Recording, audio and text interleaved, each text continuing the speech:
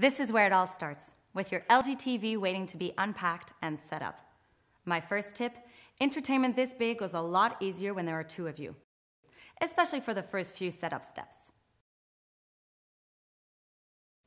When holding the TV, make sure you hold it screen side out to avoid damage.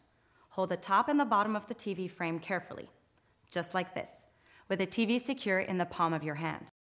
Carefully lay the TV screen side down on a flat surface, ideally covered with a soft cloth.